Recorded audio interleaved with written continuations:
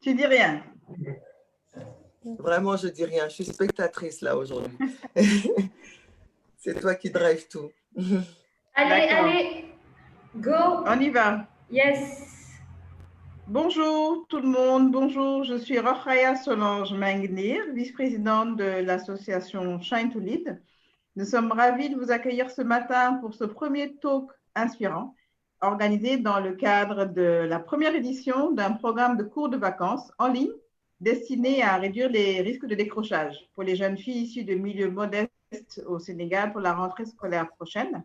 Nous avons sélectionné une centaine de filles, de candidates parmi plus de 1500 dossiers qui ont été reçus à travers tout le Sénégal. Donc, nous sommes vraiment ravis de tenir ce matin le premier talk inspirant en compagnie d'une personne qu'on ne présente plus, hein, même si je vais quand même la présenter, qui est Calistassi et qui est la scénariste d'une série à un succès mondial, planétaire, qui est Maîtresse d'un homme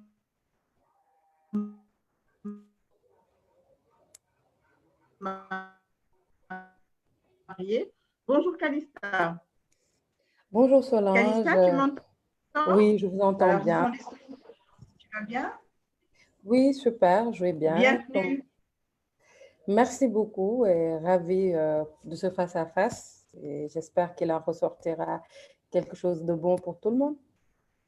Bien sûr, on en est convaincus. Ce sera une heure de discussion, d'échange. Je vais modérer cette discussion-là en compagnie de quelques-unes des filles du programme Vacances qui sont toutes là, Absa, Nayanta, Asietou, Kumba. Elles ont énormément de questions à te poser. Et déjà, moi, je voudrais dire que je suis déjà inspirée par ton t-shirt. Le Oui Chéri est extraordinaire et très inspirant. Il est magnifique. Ben, merci beaucoup. Alors, Kalista, pour commencer, vas-y. Non, c'est bon, j'écoute. D'accord. Pour commencer, est-ce que tu peux te présenter et nous dire qui est Calistassi? Alors, mon véritable nom, c'est Khadijatou Si. Et Calista, c'est le nom que j'ai choisi parce que avant, j'avais une carrière dans la télévision et je voulais vraiment un nom atypique qui sorte de l'eau parce qu'il fallait s'inscrire sur Facebook et je n'avais pas envie qu'on me retrouve en tant que Khadijatou Si. Donc, j'ai mis Calista. Pour la petite histoire, j'ai vu une glace où il y avait le Calista avec un CCD. J'ai enlevé le CCD, j'ai mis le K et voilà d'où vient le surnom de Calista. Alors, qui est Calista, ça dépend. Et si c'est sur le volet professionnel, on va dire que c'est une personne qui a fait des études de lettres, on va dire, puisque j'ai fait une classe littéraire. J'ai eu un bac littéraire, j'ai fait l'université durant 1 an. J'ai arrêté parce que il y avait trop de monde et je ne me voyais pas réussir. Je pense que j'ai quelque part été un peu frileuse, on va dire froussarde. Je n'ai pas voulu faire ce combat-là et je me suis tournée vers une formation en journalisme communication que j'ai eu à valider. Et j'ai eu à faire toute la charpente, on va dire, du métier de journalisme. J'ai fait la presse en ligne, j'ai fait la presse écrite, la télévision, la radio. Aujourd'hui, je me suis retrouvée quelque part à mi-chemin entre les deux, entre un peu la télévision et le cinéma, c'est-à-dire l'audiovisuel. Et aujourd'hui, je suis showrunner et scénariste. Ça veut dire que quand on est scénariste, on n'est que dans le processus d'écriture. Et quand on est showrunner, on est dans tout le processus de création de produits. D'accord. C'est un très, très beau parcours hein, dont tu nous parles là ce matin. Et comment est-ce que justement on passe par tous ces métiers-là? Tu as parlé de journalisme, tu as parlé de communication, radio, presse écrite. Comment justement tu as pu passer de ces métiers, découvrir, apprendre et passer à autre chose, le cheminement? Alors, on va dire que la base reste toujours l'envie. L'envie de vouloir se surpasser, l'envie de vouloir un autre regard sur nous, l'envie qu'on nous regarde par rapport à nos compétences en tant que femmes, par rapport à ce qu'on sait faire et non à notre physique. L'envie de s'imposer, de nous prouver à nous-mêmes qu'on vaut quelque chose, de prouver à notre entourage qu'on est capable de faire des choses, et puis cette envie de réussir par soi-même, de ne pas être une femme qui dépend de quelqu'un pour pouvoir réussir à construire quelque chose dans la vie. Je pense que toutes les femmes qui sont aujourd'hui ici, elles ont déjà entendu ou on met déjà dans leur tête que leur réussite passe forcément par un homme, c'est-à-dire qu'elles doivent être la femme de quelqu'un pour pouvoir s'acheter une maison, voyager, s'acheter une voiture, entre autres. Et depuis toute petite, moi, j'ai eu un rejet par rapport à cela. J'ai toujours voulu être celle qui achète des choses pour elle, être celle qui arrive à faire des choses et ne pas déléguer en fait ma vie à quelqu'un d'autre, ne pas déléguer mon bien-être à quelqu'un d'autre en fait. Oui, oui, tu l'as dit et c'est tellement vrai. Il n'est pas nécessaire d'être là aujourd'hui pour exister. Et c'est un message très fort, je pense qu'il faut lancer aux jeunes filles. Tu nous as parlé un peu de ton parcours personnel il y a quelques semaines lorsqu'on a échangé avec Naïe Bakili, qui est la présidente de Shine to Lead. Et effectivement, ton parcours est extrêmement inspirant. Est-ce que tu peux nous en dire quelques mots aujourd'hui pour que les jeunes filles qui nous regardent, les femmes également, puissent Ouais. en savoir un peu plus? Alors moi, je viens d'une famille divorcée de 4 enfants. Mes parents ont divorcé quand j'avais 8 ans. Et comme cela se passe souvent en Afrique, au Sénégal en particulier, les enfants issus d'un couple divorcé, c'est des enfants qui sont valsés de gauche à droite avec l'un des parents qui s'occupe des enfants.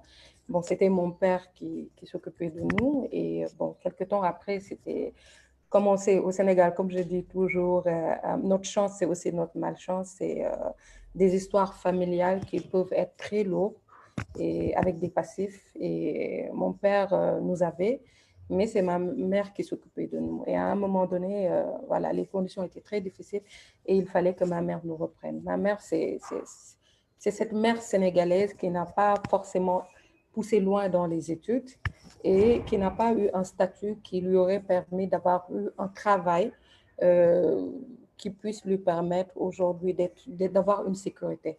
Donc, c'est une mère tabataba comme tout le monde, qui arrive souvent à avoir un boulot, qui en perd, qui a travaillé dans... Je me souviens, ma mère, elle a travaillé comme secrétaire, elle a travaillé dans une usine, mais elle a récupéré ses 4 enfants. Et on vivait dans la banlieue dakaroise à Diacksao 2. Diacksao 2, il y a 2 manières d'entrer là-bas.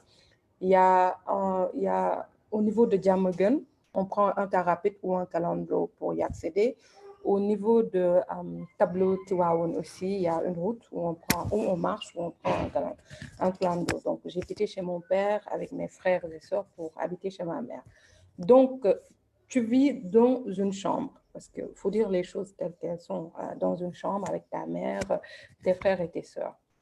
Donc, vous vous réveillez à 4 dans une chambre. Et de là naît, je pense, l'envie aujourd'hui de mettre sa mère bien.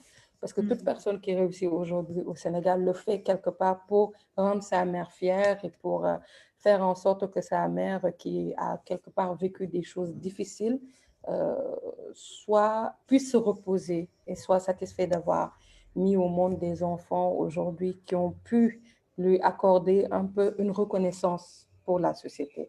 Et j'ai vu cette mère qui m'accompagnait le matin très tôt pour que j'aille prendre le car pour aller à l'université.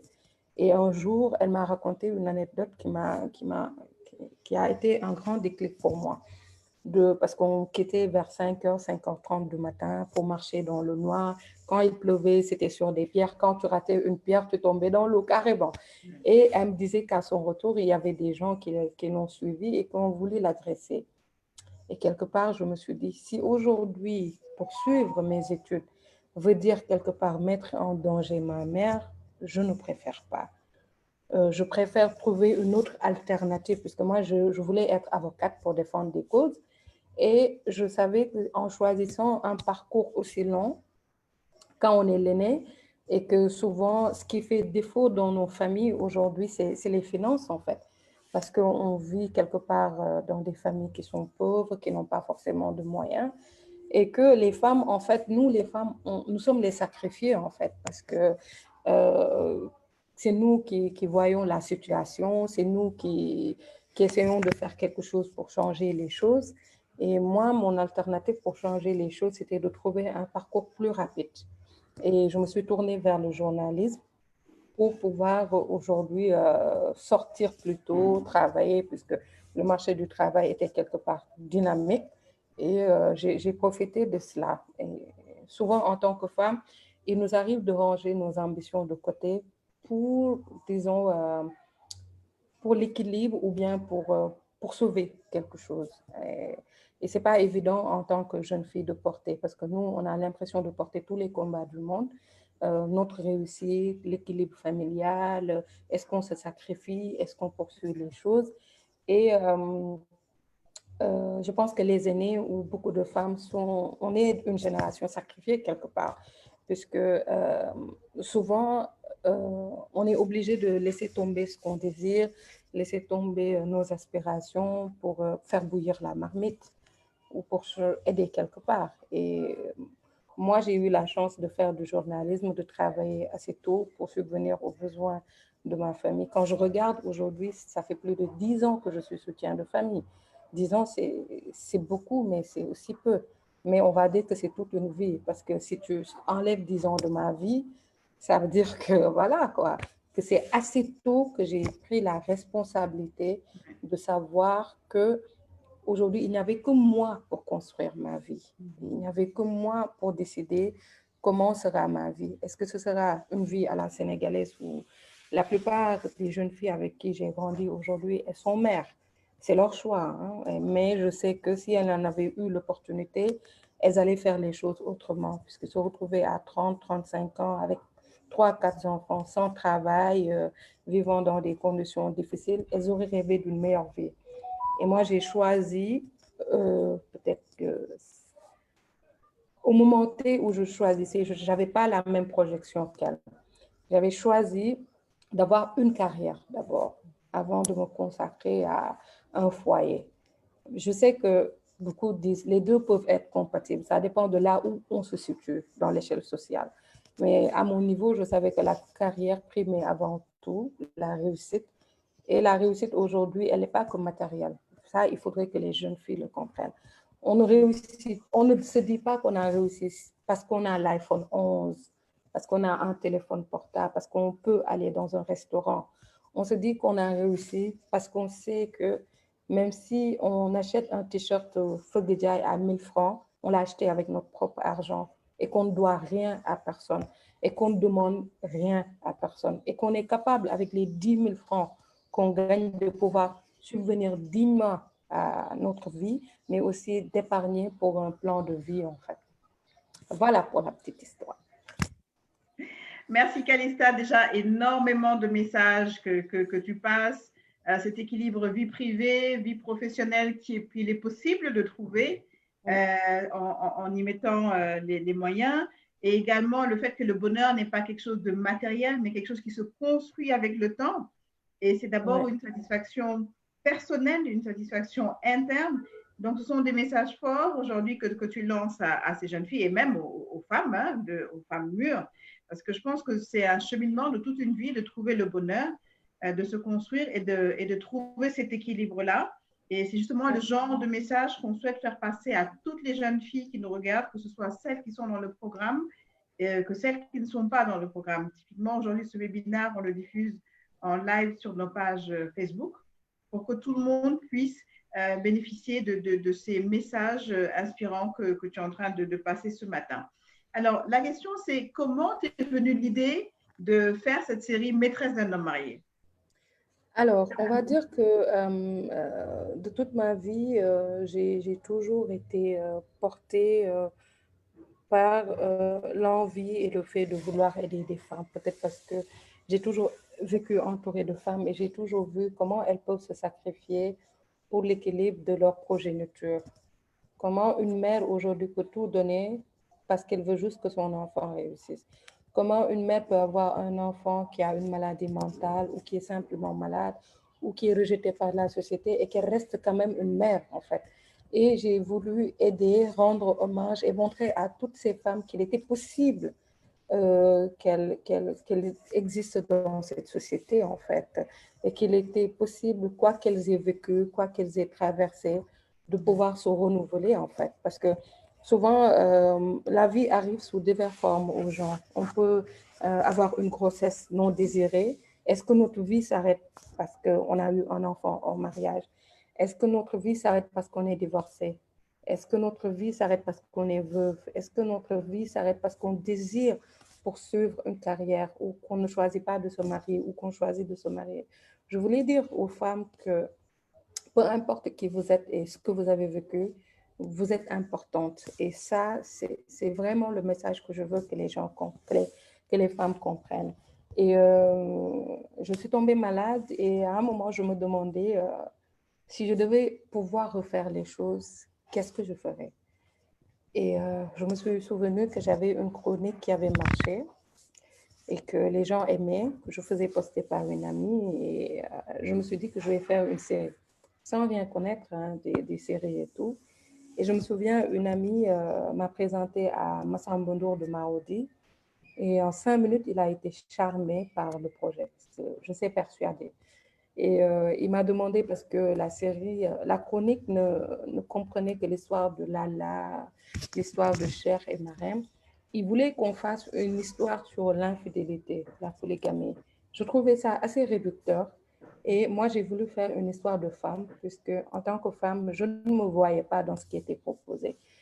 J'avais toujours l'impression qu'on avait deux rôles. Un rôle où on devait être, disons, jonné à l'excès, et un autre rôle où on devait être vraiment très passive. Alors que moi, en tant que femme, je ne suis pas forcément les deux et que dans mon entourage, je ne voyais pas forcément des femmes comme ça. J'ai voulu montrer les femmes vraies qui m'inspirent, qui me font rire, qui me font pleurer, qui réveillent en moi beaucoup de sentiments, d'empathie, entre autres. Et c'est comme ça que l'histoire de ces 5 femmes est née. Ces 5 femmes, c'est nous, c'est nos voisines, c'est nos collègues, c'est des personnes qu'on connaît. Elles nous sont familières parce que quelque part, elles disent et elles montrent ce que nous vivons réellement, en fait. Donc, loin du cliché du regard masculin sur l'évolution de la femme, aujourd'hui, on a un regard féminin sur ce que nous sommes. C'est un regard qui est dérangeant, qui est troublant parce qu'on n'a pas l'habitude de voir les femmes s'exprimer sur beaucoup de sujets, sur la sexualité par exemple, sur le mariage, sur la déception. On a vu le tréfonds des femmes et c'est comme ça que cette aventure a démarré. D'accord. Alors, comme tu l'as dit, je pense qu'on s'est toutes retrouvées dans un des personnages. Hein. Toutes ces femmes qui étaient toutes aussi très inspirantes, mais aussi très, très, très réelles. C'est Oui. comme tu dis, on a vu une amie, une sœur ou une voisine. Et c'est, je pense, ça a beaucoup joué au succès. On s'est retrouvés dans ces personnages-là. Et surtout, je pense que tu as fait preuve de beaucoup de courage en parlant de sujets tabous. Comme on dit au Sénégal, on a beaucoup de pierceurs, on a beaucoup de soutoureurs, mais le fait de voir à l'écran certains sujets, moi je me souviens des épisodes où tu parlais du cancer du sein, mais ce sont de vrais sujets aujourd'hui qui touchent les femmes, et les femmes souffrent dans leur chair. Le fait de le montrer, je pense, ça a dû permettre à beaucoup de femmes de se soulager, de voir que c'est quelque chose que d'autres femmes vivent également, de le partager. Et je pense que c'est ce qui doit faire la force aujourd'hui des femmes, c'est de pouvoir partager, c'est de pouvoir échanger avec eux. On a tendance à garder un peu secret ce qui se passe dans les maisons, parce que, comme je le lis encore, sous le sceau du sacro-saint soutoureur, et c'est extrêmement destructeur hein, de ne pas pouvoir parler et dire ce qu'on ressent, de le partager et de se rendre compte que d'autres personnes vivent la même chose et peuvent vous aider à aller de l'avant et à sortir de ce que vous êtes traversé. Donc, encore une fois, merci d'avoir osé mettre en lumière tous ces éléments de notre société, parce que c'est la société sénégalaise avant tout que tu montres. Et je pense que c'est une des raisons pour laquelle aujourd'hui tu es suivi partout dans le monde. Je pense que même dans la diaspora, tu es encore plus suivi qu'au Sénégal. Moi, j'ai une amie qui est aux États-Unis qui, à chaque épisode, m'appelle après pour le commenter, qui me dit « Mais est-ce que tu as vu ça? Est-ce que tu as vu ça ?» Donc, voilà, on est vraiment ravis de cette série-là qui, on espère, aura encore énormément de saisons. Alors, je vais ouvrir. Oui, oui, tu veux dire quelque chose? Non, juste dire que aujourd'hui, on est dans une société sénégalaise qui n'aime pas forcément les individualités. On met tout le monde dans le même sac et on ne laisse pas l'individu s'exprimer, s'affirmer, se présenter comme tel. Je pense qu'on veut que toutes les femmes soient comme si, et on refuse à chaque femme de sortir son individualité. À ces jeunes dames qui me regardent aujourd'hui, je leur dirais de ne pas avoir peur d'être elles, de ne pas avoir peur d'être différente en fait. Ça fait peur. Ça fait peur de ne pas être comme la masse. Ça fait peur de ne pas vouloir la même chose que la masse. Ça fait peur de ne pas avoir la même vision que la masse. Je l'ai vécu en fait. J'ai vécu le fait de ne pas pouvoir m'exprimer parce que je n'avais pas forcément le même avis que les autres sur des sujets. J'ai vécu le fait de ne pas, de ne pas être dans une symbiose de groupe parce que je ne voulais pas forcément porter la même chose que les autres, que je ne ressentais pas la même chose que les autres. Et cette peur nous empêche d'être nous-mêmes, nous empêche d'avancer. Vous êtes vous, hein, avec vos traits, vous êtes vous avec votre beauté, avec votre spécificité. Il faudrait que vous acceptez qui vous êtes, que vous vous connaissez et que vous puissiez poser ça devant les gens, que vous invitez les gens à vous accepter comme vous êtes, à vous respecter comme vous êtes, même si quelque part vous allez diminuer le nombre de personnes de votre entourage, quelque part vous allez vous attirer peut-être des foudres, mais affirmez-vous. Moi, c'est ce que je dis tout le temps aux femmes, soyez vous, n'essayez pas d'être une autre personne, n'essayez pas de porter des masques, affirmez-vous, soyez respectueuse, sachez qui vous êtes, sachez où poser les pieds, ayez des objectifs, mais soyez vous en fait. Faites entendre votre voix, c'est important. Voilà. Donc, d'où le thème de ce talk inspirant qui est croire en soi. Shine to Lead travaille beaucoup sur ce volet-là de développement personnel pour les jeunes filles parce qu'on s'est rendu compte qu'au-delà du côté scolaire, hein, ce côté personnel de développement est extrêmement important et c'est grâce justement à des femmes comme toi, à des coachs, à des personnes qui ont les compétences et à des mentors également, un réseau de mentors qui est présent dans Shine to Lead qui accompagne les jeunes filles qu'on travaille sur cette thématique-là. Alors, on va ouvrir, oui, c'est primordial. On va ouvrir une première série de questions avec deux filles.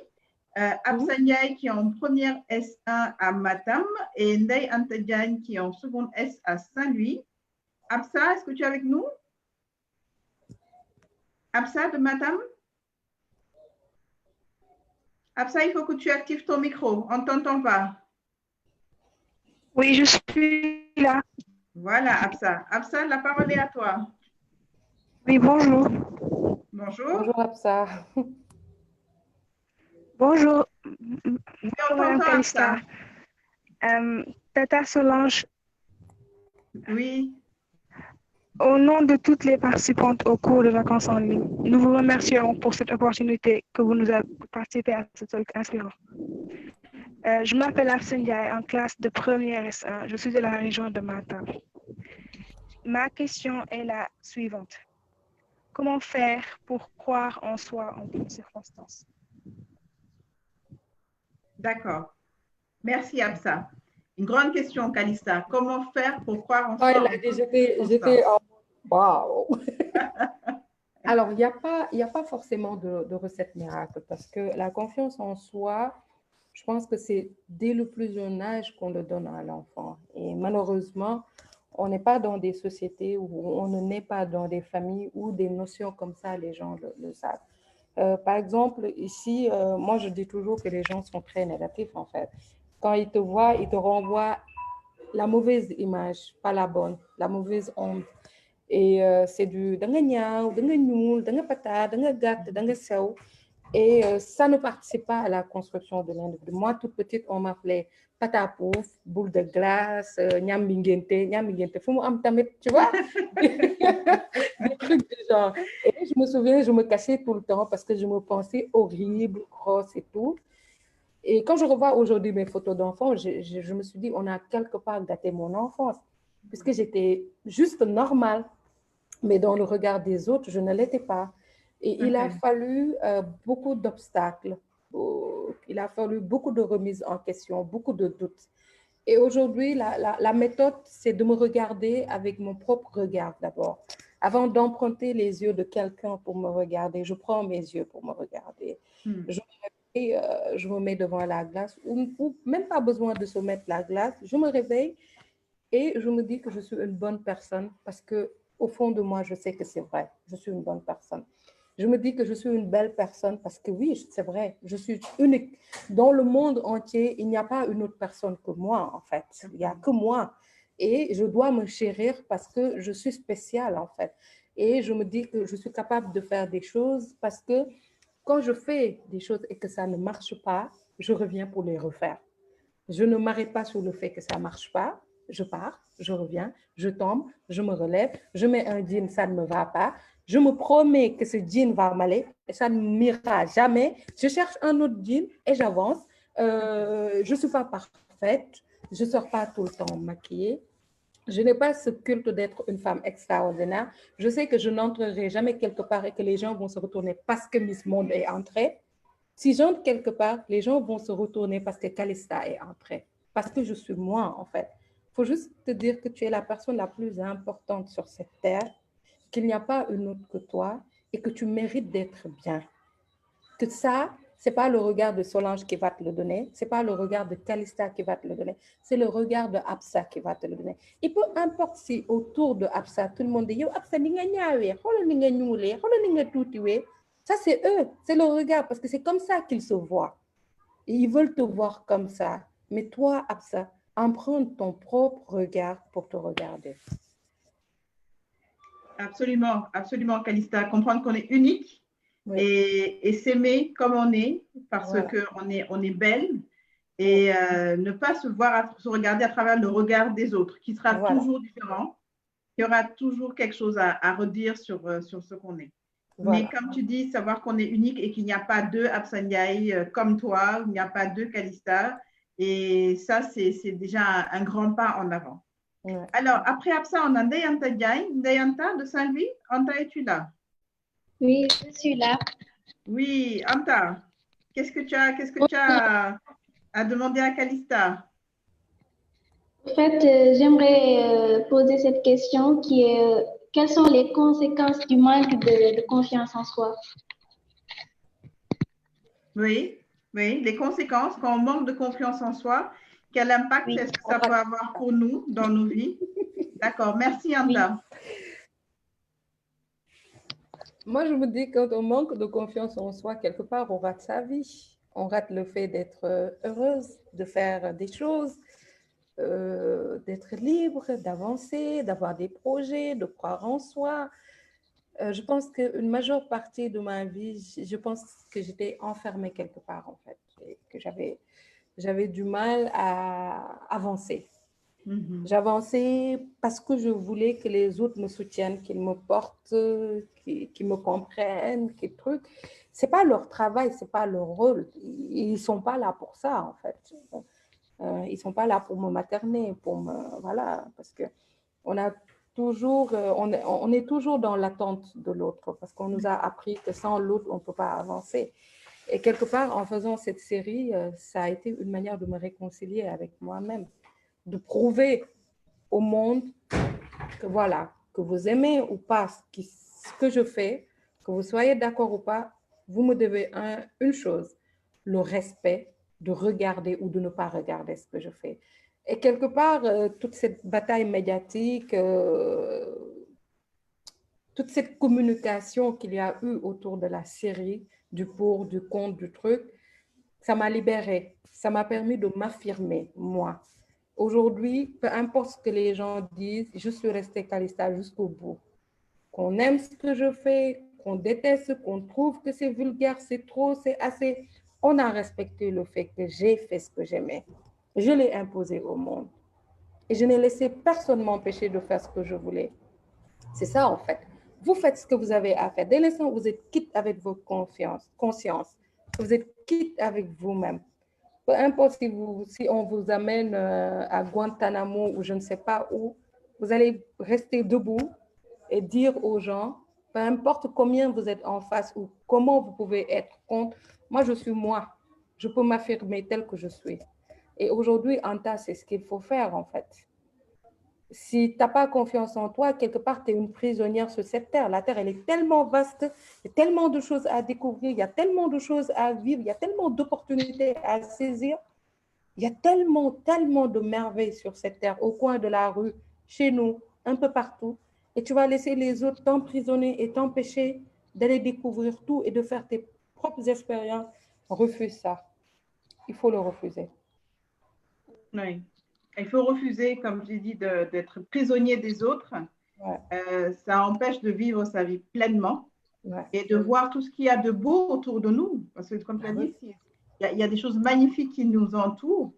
Et le fait de ne pas croire en soi, de ne pas l'exprimer, de ne pas le vivre et d'être toujours, de vivre à travers les autres, ben, ça nous empêche de voir tout ce qui est beau et tout ce qui nous entoure.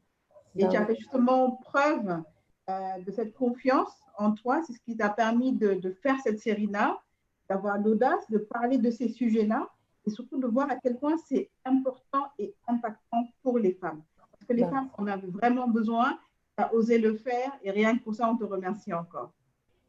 Alors, après Anta, on a Assietou Sek de Dakar et Kumbanyas de Kafrine. Assietou Sek, première S2.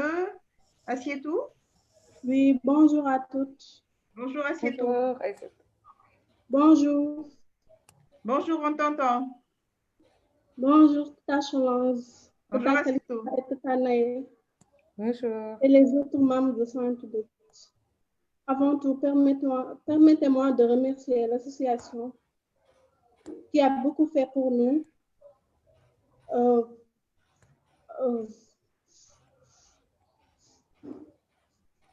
Oui, Assietou, on t'entend. Vous m'entendez? Oui, on t'entend. D'accord. Je remercie très sincèrement Saint-Oudé de votre assistance spontanée que vous avez fait envers nous et nos mentors aussi. Ma question est la suivante.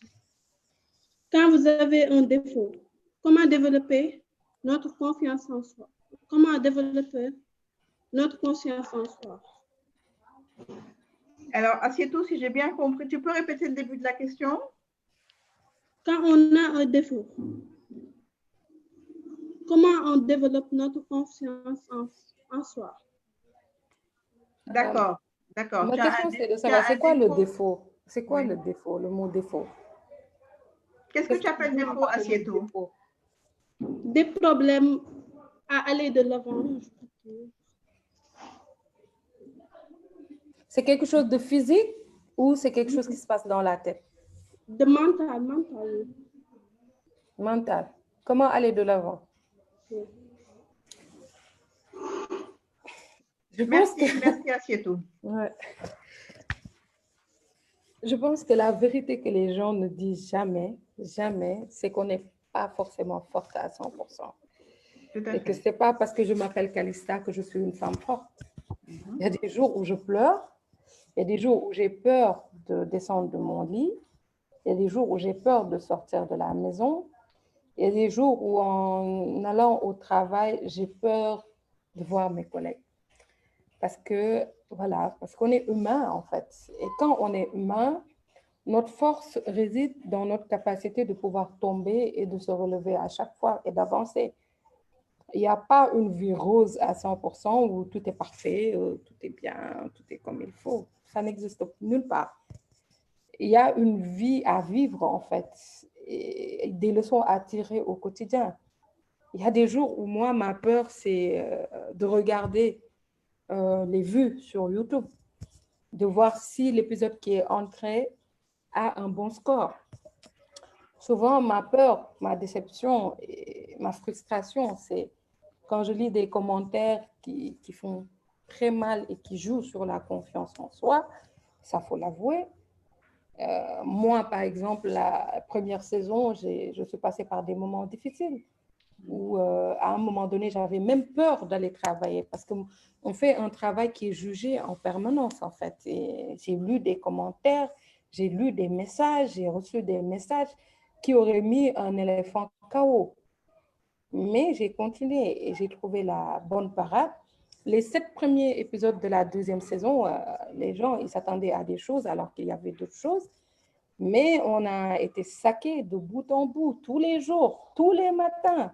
Et quand je postais, à un moment donné, mon mari il m'a dit, écoute, arrête de regarder quand on poste. Attends le lendemain pour regarder. Et dans les commentaires, ne lis que ce qui est positif, ne lis pas ce qui est négatif. C'est-à-dire, aujourd'hui, on a le choix de décider qu'est-ce qu'on prend et qu'est-ce qu'on ne prend pas dans la vie. Si tu prends quelque chose qui te fait du mal, qui t'empêche d'avancer, mets ça de côté. Pourquoi tu vas choisir quelque chose de brûlant, de pimenté, qui va t'amener des problèmes alors qu'il y a une douceur à côté? Pourquoi tu vas aujourd'hui t'accompagner de personnes qui seront là à te critiquer, qui t'empêcheront d'avancer alors que quelque part, il y a soit une personne qui te pousse de l'avant, soit toi-même qui te pousse de l'avant?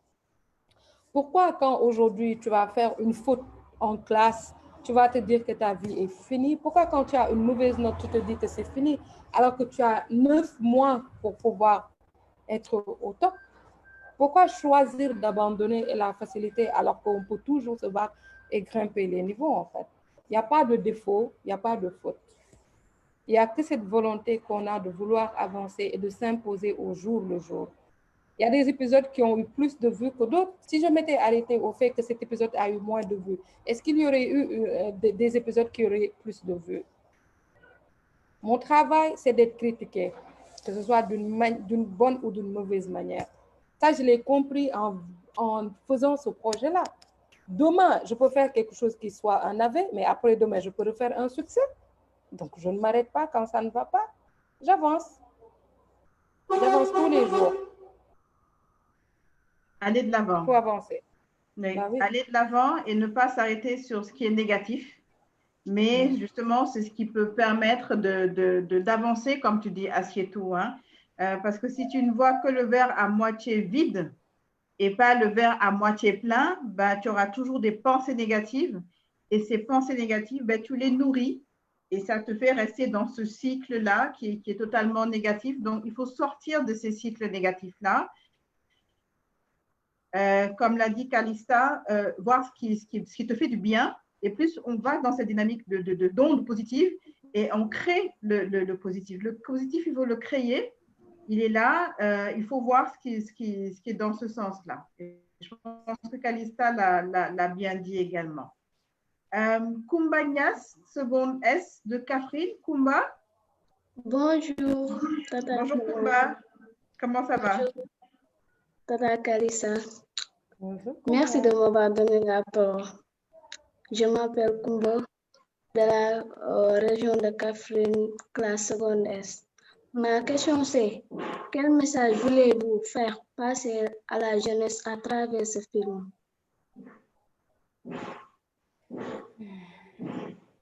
Vous m'entendez? Oui, oui. Oui, on t'a entendu. On t'a entendu, Kumba. Merci. Okay. Les messages que tu souhaites faire passer, Calista, à la jeunesse. Bah, moi, mon principal message, c'est la confiance en soi. Hein. C'est la confiance en soi, c'est de vivre sa vie et c'est d'assumer pleinement sa vie.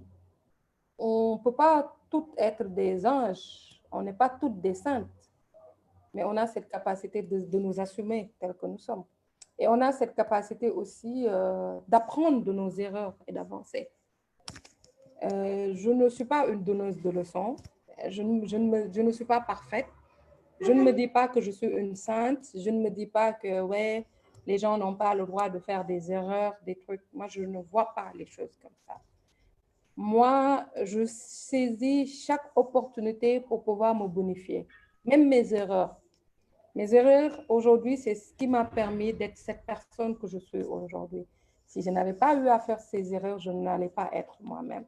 Et je respecte toutes les décisions qu'un individu puisse prendre, sauf les décisions qui peuvent aujourd'hui voilà, quoi, bousiller une vie. C'est comme le choix de la drogue, comme le choix de l'alcool. Ça, forcément, je ne pourrais pas être pour. Mais quand tu décides en tant que personne d'avoir des choix, ce que je peux, c'est de te conseiller. Et si demain, tu te rates quelque part, moi, je serai là pour te permettre de te relever et d'avancer. N'empruntez ni les yeux de quelqu'un, ni la pensée de quelqu'un, ni le CV d'un âge de quelqu'un pour vivre. Tout ça a ses astaghfirullah. Toute personne fait des erreurs. Et c'est parce qu'on fait des erreurs qu'on avance dans la vie. Et c'est ce que cette série apprend aux gens. Il n'y a pas de bonnes personnes ou de mauvaises personnes. Il n'y a que des êtres humains.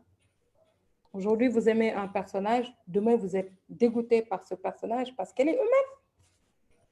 On n'a pas la prétention aujourd'hui voilà, d'être parfaite. Ça n'existe nulle part. Ça n'existe pas. Et je ne véhicule pas ce genre d'image. Moi, je ne vends pas de l'illusion aux gens. Je ne vends pas ce qui n'est pas réel. Je vends du réel aux gens. Je vends ma capacité, moi, Calista, d'être gentille quelque part. Et peut-être demain, tu vas me rencontrer, je ne suis pas dans le mood. Tu vas me dire, Tata Calista, et je t'envoie balader parce que je ne suis pas dans... Et tu vas te dire, oh, et moi qui pensais qu'elle était gentille. Et moi qui pensais... Non, je suis humaine. Je peux être et gentille et méchante, et bonne et mauvaise. Il y a eu des situations où je me suis loupée en amitié, en amour, en famille. Il y a des moments où je me suis loupée, où j'ai été coupable de choses. Il y a des moments où j'ai réussi en amitié, en amour, dans la famille, à construire des choses.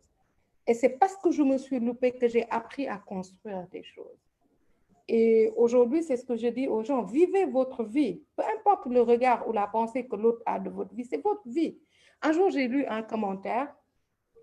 J'adore raconter cette anecdote. C'est une page de femme où une femme racontait qu'elle avait des rapports sexuels avec son petit ami. Et les femmes l'ont saqué, elles l'ont... Et moi, je lui ai écrit, je lui ai dit, écoute, ton intimité t'appartient, tu en fais ce que tu veux. Tu as de compte à rendre à personne, sauf à toi. Le jour où tu décides que c'est pas toi, c'est pas ta vie, tu arrêtes, tu passes à autre chose. Elle m'a écrit en inbox. Elle m'a dit, je suis l'annon qui avait écrit. J'ai dit, ah bon? Elle m'a dit, quand j'ai lu votre commentaire, je ne me suis pas sentie jugée. Je me suis dit, moi, mon travail, ce n'est pas de te juger. Et de fil en aiguille, elle est devenue une petite sœur. Aujourd'hui, c'est une femme respectueuse, respectable, qui a su, à un moment donné, fermer un chapitre de sa vie et avancer. Qui je suis pour juger le choix ou la vie des autres? Leur manière de vouloir poser les choses. Si on ne peut pas apprendre, parce qu'on est dans cette vie pour apprendre, si on se dit je n'apprends rien, je reste juste moi, on ne peut pas être humain si on n'a pas vécu des choses, si on n'a pas eu d'expérience. Parce que pour moi, même dans la foi, le meilleur croyant, c'est celui qui a eu beaucoup de vécu, pour lui permettre de se racheter et de savoir la valeur de ce en quoi il croit. Donc, n'attendez pas de moi que je fasse des trucs, des séries ou des histoires pour dire toutes les personnes doivent être de bonnes personnes. Ce n'est pas mon rôle. Moi, je dis aux gens, soyez vous. Apprenez juste à être la meilleure version de vous. C'est tout. Et la vie continue et tout le monde est beau et tout le monde est belle, même s'il y a des méchants, il faut le dire. Il est vrai qu'on est dans une société qui juge beaucoup et qui oublie qu'on est avant tout des humains avec des défauts, voilà, avec des qualités, avec des hauts, avec des bas. Et c'est ça qui représente l'être humain. Et ça, comme tu l'as dit, Calista et Kumba également, je pense qu'il faut qu'on prenne conscience de ça, qu'on n'est pas parfait et que nul n'est parfait. Et que forcément, il y a des moments où on fera des choses qui ne correspondent pas à ce que la société attend de nous, mais il faut l'assumer. Il faut l'assumer et il ne faut pas que ce soit un frein à notre vie de tous les jours, parce qu'on est, je le dis encore une fois, des êtres humains. On va passer à Aminata Lo, qui est en première S1 à Diourbel. Aminata? Bonjour, vous m'entendez? Oui, Aminata. Bonjour tout le monde. Merci Tata Solange de m'avoir donné la parole. Je suis Aminata Lo en classe de première S1 et j'habite Diourbel. Tata Calista, je voudrais savoir quelles sont les valeurs qui vous animent. Quelle a été votre force à aller de l'avant malgré les critiques? Est-ce toujours la confiance en soi ou bien des vécus? C'est ça ma question. Merci, Aminata. Alors, quelles sont les valeurs qui m'animent? Les valeurs qui m'animent, je pense que quand j'ai eu mon bac et que j'étais à l'université, j'ai dit à mon père, il y avait un resto qui ouvrait la nuit et j'ai dit à mon père, je voulais être serveuse pour pouvoir arrondir mes fins de mois. Mon père m'avait dit, bu dee sàccoo fenoo loroo doomu aadama defoo lu bon lépp loo mën ci liggéey si àddina dina barke parce que ñaanal naa la. Et voilà quoi. Moi, dès l'instant où je ne me réveille pas pour faire du mal à quelqu'un ou pour souhaiter du mal à quelqu'un, et que quoi qu'il arrive, moi, Calista, j'assume ce que je dis et ce que je fais. Je ne dirais pas que je ne mens pas. Mais lu ma wax sañ naa taxaw ne maa ko waxaat. Et même si c'est que tout le monde dit c'est elle, moi j'assume qui je suis et ce que je fais. J'assume pleinement. Et dès l'instant où dans ce Sénégal où nous sommes là, je ne vole pas, je ne fais pas de mal, je ne trouve pas. Pour moi, c'est bon, quoi. Parce que tey jii mënoon nañ di ma yóbbu police di ma génne di ma dugal police di ma génne di ma jàllale may xeex ci koñ bi di def naka su dul noonu. Mais quand je me réveille, que je sors de chez moi, je pars travailler. Pour la saison 1, on quittait 9h le matin pour revenir le lendemain à 10h, 11h. Parce que quand on est dans la production, j'espère qu'un jour, j'aurai la possibilité de vous inviter sur un plateau. Vous allez vous rendre compte qu'il n'y a pas plus difficile comme travail. Vous n'avez même pas l'opportunité de tenir votre téléphone pour parler. Et quand tu fais ça 6 jours sur 7, moi, mon planning de travail, c'est 7 jours sur 7 par semaine, quand il y a prod. Les 6 jours, c'est entre le plateau de tournage et la post-prod. Le 7e jour, c'est des jours de débriefing. À toute heure, tout moment, tu m'appelles pour le travail. Toutes mes équipes, ils te disent, Calista, tu l'appelles à 3h du matin, elle te décroche pour le travail. Et pourtant, je suis mariée. Ma vie, j'ai choisi de travailler parce que ça me permet de gagner dignement ma vie, de mettre ma famille à l'abri, de me pour dund, parce que je bosse. Donc, quand il y a ça, il n'y a pas pour moi, dans ce monde où nous sommes, meilleure valeur.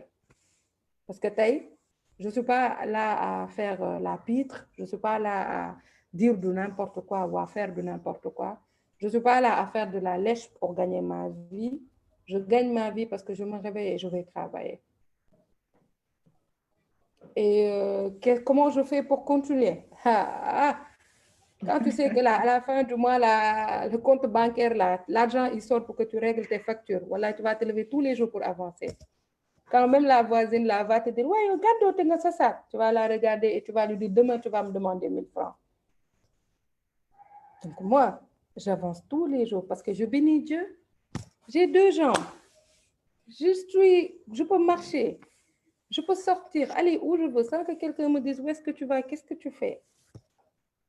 Je suis heureuse parce que je peux aller quelque part, m'asseoir tranquillement. Personne ne sait qui je suis et autour, j'entends les gens dire non, hier, ce que là a fait, non, hier, ce que truc. Et des débats sont animés. Et je sais que mon travail a un impact sur la vie des gens. Je sais qu'il y a des personnes qui sont malades. Quand ils regardent la série, ils rient, ils sont contents, ils sont heureux. Je sais que ça permet à une mère et à sa fille de discuter. Je sais que ça crée un débat dans une famille. Je sais que ça permet à des gens qui ne se parlaient pas de parler autour d'un fait. Avancer. Ce n'est même plus un choix, c'est un devoir d'avancer. Pas pour moi, mais pour toutes ces personnes. Tu vois, quand on filme, il y a un gars qui a une perche pour le son. Il est debout toute la journée, il tient la perche pour le son. J'avance parce que ce gars-là, je lui dois du respect. Il y a une maquilleuse qui ne s'assoit pas, qui court tout le temps pour maquiller. Il y a une costumière, quand tu la vois, elle court pour changer des costumes, pour repasser, pour trucs. Il y a le script, il y a le réalisateur, le chef opérateur. Il sue tellement, il est tellement fatigué. Non, mais je leur dois ce respect-là d'avancer.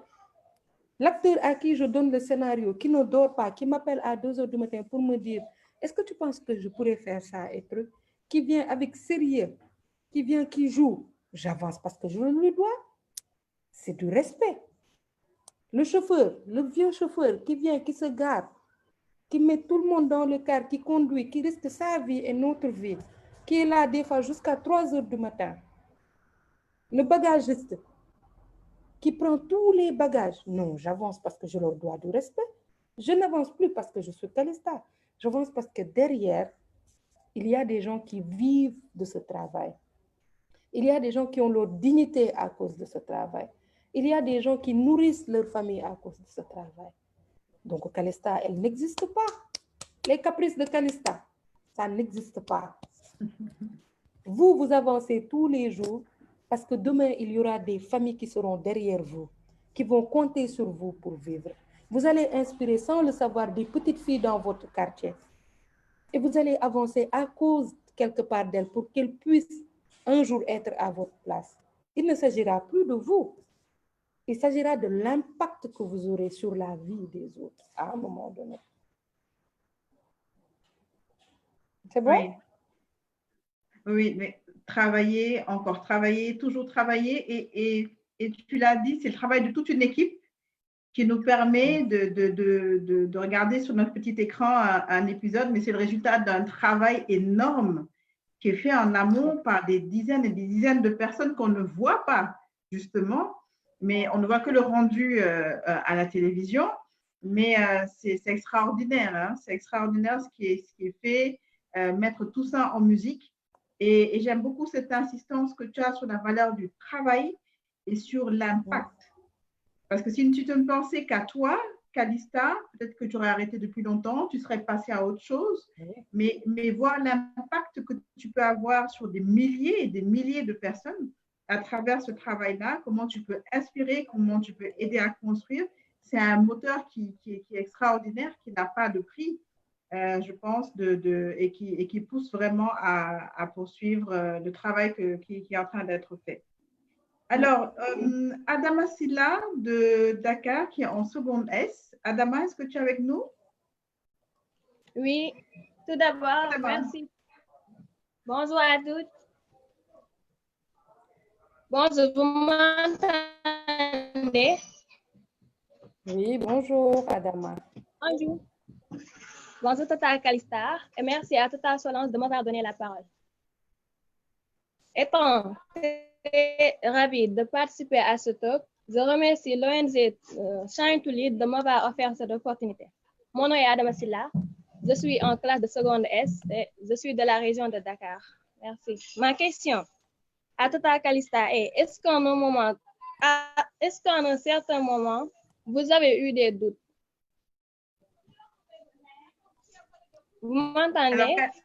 Oui, on t'entend. Calista, oui. Est-ce que tu as eu des doutes? Beaucoup. Énormément de doutes. À un moment donné, j'ai voulu abandonner parce que je voyais que le négatif, en fait. C'est quand vraiment, dans la première saison, on était dans la tourmente, en fait, avec notre fameux grand, big balèze clash. Et j'ai voulu abandonner parce que à ce moment, j'ai su que je serais toujours incomprise et qu'il ne suffisait pas forcément de se dire qu'on est capable de faire quelque chose, mais quelque part, c'est très difficile de travailler quand les autres doivent approuver, en fait. Et on est jugé sans pour autant qu'on nous laisse de marge, en fait. On ne nous laisse pas de marge, on est jeté en pâture, on est truc. Mais quelque part aussi, j'ai résisté parce que je sais qui je suis. Parce qu'aujourd'hui, ma mère, ma belle famille regarde ce que je fais. Et que quelque part, forcément, je n'ai pas de compte à rendre à qui que ce soit. Ça, c'est clair. Que quand je suis bien et que je me connais, je ne peux pas, et même si je vous le voulais, je ne peux pas aller voir tous les millions de Sénégalais me présenter à chacun de dire « Bonjour, moi c'est Calista, je suis une fille bien, je suis comme ci, je suis comme ça ». Je ne le peux pas. je ne le ferai pas, je ne le peux pas. Et qu'aujourd'hui, comme on dit, les personnes qui auront l'opportunité, avec qui j'aurai l'opportunité d'échanger, que ce soit dans du virtuel ou que ce soit dans quelque chose de physique, peut-être quelque part, ils verront quelle personne je suis et j'aurai aujourd'hui la satisfaction de rencontrer et de connaître des personnes. Ça, c'est réservé pour les personnes que j'aurai à croiser dans ma destinée. Pour le reste, ils ne verront que mon travail et je le dis très sincèrement, ils sont dans leur droit de juger le travail parce qu'ils ne connaissent pas en fait l'individu qui est derrière. En quelque sorte, ils ne jugent pas Calista. Ils jugent le travail de Calista. Juger le travail de Calista ne veut pas dire juger la personne de Calista. Quand j'ai réussi à faire cette part des choses pour savoir que le travail n'est pas moi, parce que je ne suis pas Calista quelque part, que je reste la fille de quelqu'un, la sœur à quelqu'un, l'amie, la femme, voilà quoi. J'inspire aussi, il faut le dire. J'inspire des personnes. Et ces personnes que j'inspire ne voient que le meilleur de moi. Et ils ne prennent que ce meilleur pour avancer. Donc, je dois à ces personnes aujourd'hui de ne donner que le meilleur de moi. Ceux qui veulent prendre quelque chose d'autre sur moi, ils ne verront que ça. Ils ne verront que ce que je donne de mauvais, ils ne prendront que ça et ils n'avanceront qu'avec ça. Je ne peux pas le leur enlever. Et j'espère peut-être qu'un jour, ils pourront découvrir cette personne que je suis. Mais en attendant, ce n'est pas la personne que je suis qui est intéressante, c'est le travail que je fais. Et ce n'est pas parce qu'aujourd'hui que j'ai eu des doutes que ce que je fais, que je n'ai pas cette conviction de ce que je fais. J'avance, je fais ce que j'ai à faire et je souhaite en faire davantage et je souhaite représenter encore la femme. Et j'espère que j'aurai encore des doutes qui vont me permettre d'avancer encore, d'être encore beaucoup plus forte. Parce que notre travail au quotidien, c'est ça, c'est d'avoir peur, c'est de douter, c'est d'être angoissé quelque part. C'est tout cet inconnu-là qui vient de l'autre qu'on vit. On ne l'avouera jamais, mais je suis sûre que chaque personne qui travaille aujourd'hui dans la production, dans les séries, ne dort pas le jour de sa diffusion et ne dort pas le jour après sa diffusion. Parce qu'on se demande ce que les autres vont penser de ce qu'on fait. Mais Mago, mais moi, la Calista qui a mis 8 chéris là, j'avance. Tant que le soleil va briller, même si le soleil ne brille pas, moi, je vais créer mon soleil artificiel et je vais le mettre là. Je mets tous les spots de lumière sur moi pour avancer. Quelque part, il faut se dire ça. Hein? Quelque part, il faut avoir ce culte de dire, je suis Calista, je sais faire de très bonnes choses. Je suis belle et je suis drôle. Ça, ce n'est pas réservé à tout le monde. Et moi, je sais que je le suis. Yes. Complètement. Et je danse bien aussi. Ce n'est pas tout le monde qui le fait. Voilà. Ah, il faut savoir mettre en avant et dire ce qu'on fait de bien. Et malheureusement, très souvent, lorsqu'on pose la question aux gens, qu'est-ce que vous faites de bien? Quelles sont vos qualités? Si vous posez la question, très souvent, les gens sont incapables je pourrais répondre de leurs qualités. Il faut que tout le monde arrive à moi, le faire. Maintenant, je peux répondre. Avant, je pouvais. Donc ça, c'est un message. Mais moi, je sais le faire maintenant. Avant, je... oui. Découvrez vos qualités et dites ce que vous faites de bien pour vous et pour les autres. Ouais. Tout à fait. Alors, on a encore deux interventions. Il est bientôt 11h. Pardon, il est bientôt midi. On a Anne-Marie Touré, première S2 de Louga. Anne-Marie? Oui, bonjour. Bonjour Anne-Marie. Anne-Marie? Oui, bonjour. Merci de m'avoir donné la parole. Parle un peu plus fort, on ne t'entend pas très bien. Tata Calista, ma question est la suivante. Est-ce que croire en soi est une question de volonté? Alors, est-ce que croire en soi est une question de volonté? Oui. C'est ça? Oui. Oui. Bon, est-ce que c'est une question de volonté? Quelque part, oui, hein, quelque part. Parce que autour de nous, franchement, comme je le disais, rien n'est posé pour qu'on croie en nous. Rien. Rien. Ce n'est pas ta mère qui va te regarder pour te dire « Anne-Marie, tu es belle, ma chérie. Tu sais que Anne-Marie, tu es une femme intelligente. » Ta mère ne le dira jamais. Ton père ne va pas te dire, ben, Anne-Marie, ben, tu sais, je suis fière de toi. Il ne le dira jamais. Tes amis aussi, elles ne vont jamais te dire, ah, tu sais, Anne-Marie, j'ai de la chance de t'avoir comme amie parce que tu es merveilleuse. Laisse tomber. Ça, c'est dans les films. Si tu veux qu'on te le dise, regarde un film. Sinon, tu ne l'auras pas. Mais c'est une volonté dans la mesure où toi, Anne-Marie, tu te dis que moi, Anne-Marie, je suis magnifique. Peu importe ce que mon père dira ou pas, moi, je suis magnifique. Et tu as la volonté de croire en toi. Parce qu'il n'y a que toi qui peux te donner une chance. La chance ne viendra pas d'ailleurs. Toutes les chances qui arrivent dans la vie, là, quelque part, tu as marché pour aller le chercher. Tu t'es donné la volonté de marcher. Donc, donne-toi la volonté de croire en toi. Donne-toi la volonté de te dire que tu es magnifique. Et cette volonté de te réveiller tous les jours et de te dire, moi, Anne-Marie. Anne-Marie, imagine-toi comment ton nom est beau et tout. Anne-Marie, A-M. Moi, Anne-Marie, je suis unique, je suis belle. Ouais, ouais. Là, tu souris, mais c'est vrai. Tu es belle. Faut te le dire. Faut même pas attendre que je te le dise. Tu te le dis. Moi, Anne-Marie, je suis belle. Et tu le fais comme les petites filles, belle histoire là. Et moi, Anne-Marie, je suis belle. Et ça marche comme ça, et tu vas voir. Parce que la douceur, en fait, c'est pas quelque chose qu'on nous inculque, mais c'est ce qu'on doit ressentir pour le donner aux autres. Je te dis un truc, un petit exemple, je vous le dis à tous. Quand vous rencontrez une personne et que vous venez, vous dites bonjour Solange. Solange va vous dire bonjour Calista. Mais quand vous la rencontrez, bonjour Solange, comment ça va? Automatiquement, elle va sourire. Elle va vous rendre automatiquement le sourire. C'est ce que vous donnez qu'on va vous rendre. Mais nous, on se réveille le matin.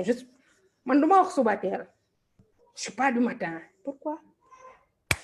Un nouveau jour, avec du soleil et de la pluie. Tu te réveilles. Tu as l'opportunité de refaire les choses. Tu te réveilles et toi-même, tu te donnes du négatif. Tu te dis, moi, je ne veux pas. Pourquoi? Commence par parler le matin. Commence par sourire à toi-même. Commence par te dire, moi, aujourd'hui, Inch'Allah, j'aurai une très belle journée, une journée très fun. Wow. Moi, et quand je viens sur le plateau, Solange, quand je me fais de nouvelles tresses et que je descends sur le plateau, je te le jure, toute mon équipe s'arrête. Quand je passe, tous les hommes me disent, tu es magnifique, Calista. Tu es belle. Waouh! Je leur ai instauré ça. Quand je me coiffe et que je viens, mais tout le monde s'arrête 5 minutes pour me complimenter. Et les hommes, ils commencent à, même des fois quand je viens et que j'oublie même que j'ai changé de coiffure, il suffit que je descende pour qu'ils me renvoient l'image de tu as changé quelque chose en toi. Je viens, tu as le caméraman qui vient. Quelle beauté, Calista, tu es sublime, tu es magnifique. Et quand ils rentrent chez eux, ils le racontent à leur femme, à leur famille. Les gens, ils rigolent, ils disent, on veut connaître Calista, parce que celle-là, elle doit être folle. Et oui, je suis folle. Je suis folle parce que je déborde d'énergie, parce que j'aime quand c'est beau, j'aime quand c'est festif, et j'invite les gens à prendre la vie avec une palette de couleurs, de belles couleurs. Voilà. Vive l'énergie positive qui permet de voir les choses du bon côté et de prendre les choses du bon côté. Donc, Anne-Marie, tu as bien entendu le message. À toi de te dire que tu es belle et effectivement, tu es belle et que tu es unique. Et surtout, à le croire. Il y a une grande marque de cosmétiques qui a comme leitmotiv parce que vous le valez bien. J'aime beaucoup ce leitmotiv-là. Et effectivement, parce qu'on le vaut bien. Et il faut y croire et se le répéter tous les jours. On va terminer avec Ndeye Anta Ndiaye, seconde S de Kaolack. Ndeye Anta, est-ce que tu es avec nous? Oui, je suis là. Oui, bonjour Ndeye. Bonjour Tata Solange, à tous les participants et participantes de Shine to Lead et de ce merveilleux talk. Tata Calista, je suis vraiment honorée d'être présente et ma question est que comment faire pour être un leader? Et pour finir, merci de m'avoir donné l'opportunité de parler et de la parole. Merci beaucoup. Alors, j'ai entendu la première partie de la question, c'est comment être un leader, c'est ça? Oui. Et la deuxième partie? Non, il n'y a pas de partie. D'accord, parfait. Comment développer son leadership, Calista?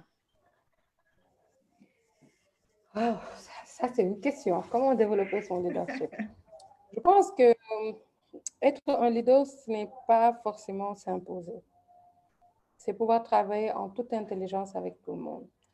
Dans mon travail, je suis à l'aise avec tout le monde. Je suis à l'aise avec le régisseur, avec le chauffeur, avec la maquilleuse, voilà, je respecte tout le monde, j'écoute tout le monde. Et quand je suis sur un plateau, voilà, personne ne sait qui je suis, ni ce que je fais, ni pourquoi je suis là. Sauf quand il faut vraiment, dans le travail, le montrer. Mais sinon, voilà, être un leader, c'est apprendre de tout le monde. Parce que on ne peut pas descendre sur un plateau. Moi, je parle des plateaux parce que c'est l'expérience que j'ai aujourd'hui.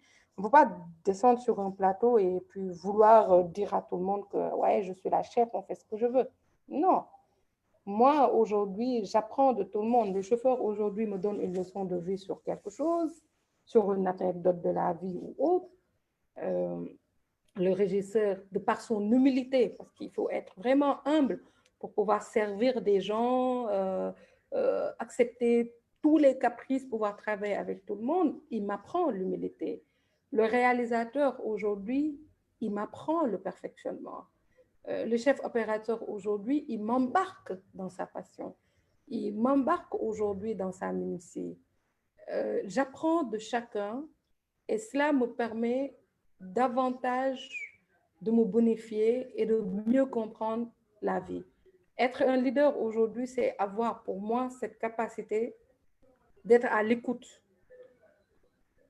d'avoir cette capacité d'absorber les informations et d'avoir cette capacité d'apprendre des autres. Parce que finalement, pour moi, on n'est pas leader en fait. Pour moi, le meilleur des leaders, c'est quand les autres te donnent ce sac sans que tu le saches. C'est quand les gens, au détour de quelque chose, disent on veut que ce soit Calista qui porte les choses. On le fait quand les gens ont de l'engagement par rapport à un produit à cause de toi. Aujourd'hui, que ce soit les acteurs ou les techniciens, ils ont de l'engagement autour de la série. Le miracle de cette série, ce n'est pas moi, en quelque sorte. Le miracle de cette série, c'est que ceux qui travaillent dans ce produit aiment le produit plus que leur vie. Parce qu'ils savent que quand ils rentrent chez eux, ils ont cette satisfaction de voir leur nom collé sur ce travail. Ils se donnent le meilleur d'eux-mêmes à chaque fois. Parce que quelque part, ça leur permet aujourd'hui de gagner le respect, la dignité à travers le travail. Donc, c'est ça, être leader. Mais moi, je ne suis pas leader. C'est vrai que... Je suis juste la masse. Oui, mais il faut quelqu'un pour tirer, il faut quelqu'un pour inspirer et créer ce mouvement-là. Et je pense que tu as bien réussi ça, même si chacun aujourd'hui, comme tu dis, a compris le rôle et l'impact, mais il a fallu quand même quelqu'un pour impulser tout ça et tu l'as fait et de manière extrêmement brillante. Nous arrivons pratiquement au terme de cette discussion, de ce moment très, très, très inspirant. Pour nous toutes, pour nous tous, et je pense qu'on a été nombreux à regarder également sur les pages. Encore merci Calista, Shine to Lead, toute l'équipe. Hein. Alors, c'est moi qui anime ce talk, mais derrière, il y a la présidente et la fondatrice Naïe Bachili, il y a Clara qui est connectée, il y a Amadou, il y a Sorna Aïcha, il y a Fatou, Ndei Fatou, c'est toute une équipe qui se mobilise pour justement à chaque fois offrir des instants comme ceux-là aux jeunes filles pour que le cours de vacances se passe extrêmement bien. Ils font un travail remarquable au quotidien et de manière totalement bénévole. Et c'est tout ça qui permet justement d'organiser des talks inspirants comme celui-là avec des femmes comme toi, des femmes leaders, des femmes engagées qui comprennent le rôle et la mission qu'elles ont au sein de la société. Et c'est ce qui fera avancer notre société sénégalaise, la société africaine, et qui fera avancer le monde. Parce que le monde bouge. On voit le contexte dans lequel nous sommes actuellement, avec la COVID-19, qui a complètement changé nos vies et qui va sûrement changer des choses pour vous également dans le cadre de la série. Et ça me permet de terminer par cette question. Maîtresse d'un homme marié, avec ce contexte, qu'est-ce que ça va donner pour la saison 3 et quand est-ce qu'on aura la saison 3? La question qui vient tout le temps. pense que avec ce contexte, ça a bien donné parce que quand on a débuté le projet un mois après, on est entré dans la période de pandémie. C'était très difficile et on avait deux choix, celui d'arrêter et de continuer. Et on a su travailler avec voilà, tout ce qui est, avec ce fléau-là. Et ça nous a permis aujourd'hui d'en sortir beaucoup plus fort, beaucoup plus unis et d'avoir des objectifs très bien détaillés entre autres. Et oui, comme tout le monde le sait, il y aura, Inch'Allah, une saison 3. Mais voilà, il faut le temps pour le faire. Et ce sera peut-être pour, on va dire très justement, sans vraiment faire dans la spéculation, ce sera pour début 2021, Inch'Allah. On va revenir, on espère en force. Et ce qu'il y a de magique avec ce projet-là, c'est qu'aujourd'hui, c'est cette envie de vouloir faire plaisir au public. C'est vraiment cette relation privilégiée qu'on a parce que chaque femme que je rencontre, chaque femme qui m'écrit me dit « tu racontes mon histoire ». Donc, c'est nos histoires qu'on raconte, des histoires de femmes. Demain, vous aurez à écrire vos propres histoires et il faut tenir parce qu'il ne faut pas se dire que dans la vie, c'est facile. C'est au travers des épreuves qu'on arrive à avancer, à évoluer. Et chaque fois que vous tombez, prenez le temps de pleurer, prenez le temps de douter, mais relevez-vous et puis après avancez. Il faut poser pas par pas pour arriver au sommet. Et je suis très bluffée. Si j'avais la chance que vous avez aujourd'hui, je vois je vois des S1, des S2. Vous avez une très, très grande chance que beaucoup auraient rêvé avoir et n'ont pas eu. Ne gaspillez pas cette chance que vous avez. Vous avez entre vos mains un diamant brut qu'il faut juste polir. Et Inch'Allah, Rabbi, vous allez vous-même construire votre vie et y mettre les couleurs que vous voulez. Et sans l'aide de personne. Vous allez juste dire aux gens, mettez cette couleur ici, je veux cette couleur-là, mais ce sera votre vie à vous. Et j'espère qu'on se rencontrera un jour, Inch'Allah, dans la vraie réalité. Je l'espère bien. Merci à vous. Bien sûr, on y travaillera. On y travaillera. On sera ravis également que lorsque le contexte le permettra, d'organiser un événement où on pourra faire cette rencontre physique enfin. Et je pense que tu l'as dit, moi j'aime beaucoup cette expression qui dit pouce moutak. C'est-à-dire qu'il suffit juste d'un petit coup de pouce pour que ça marche, pour que ça avance. Et c'est exactement ce que tu viens de dire, ce sont des diamants bruts. Aujourd'hui, avec le numérique et le digital, on a cette opportunité justement de faire des talks comme ça, d'échanger, de discuter avec des filles qui sont justement dans les 14 régions du Sénégal, ce qui est extraordinaire, et qu'elles aient l'opportunité de rencontrer, de discuter avec des personnes comme toi. La semaine prochaine, on aura un autre talk aspirant avec d'autres personnes également qui ont énormément de choses à partager. Et je vais terminer par te remercier, Calista, pour ce bon moment qu'on a passé ensemble ce matin. L'aventure continue pour Shine to Lead des maîtresses d'un homme marié. On va continuer à discuter de tout ça. Oui. Je pense que le sujet de l'éducation des filles est un sujet qui te parle beaucoup. Donc, on parlera de ce beau partenariat à venir un peu plus tard. Merci aux filles de s'être connectées, d'être restées durant tout le webinaire, d'avoir posé également des questions très pertinentes. Vous repartez, je pense, plein d'énergie très positive, impulsée par Tata Calista ce matin. Je vais également remercier toute l'équipe, Clara, Amadou, Selena Boucham de Yaï, Neifatou, Naye, tout le monde, Sorna Aïcha. Et je vous donne rendez-vous la semaine prochaine pour le deuxième talk inspirant du programme Cours de vacances. Merci à toutes et à tous et je vous souhaite un bon week-end et également une belle fête de l'Assomption pour nos amis chrétiens. Sortez masqués, Covid est encore là, donc restons prudents. Merci beaucoup. Bonne journée. Au revoir. Au revoir.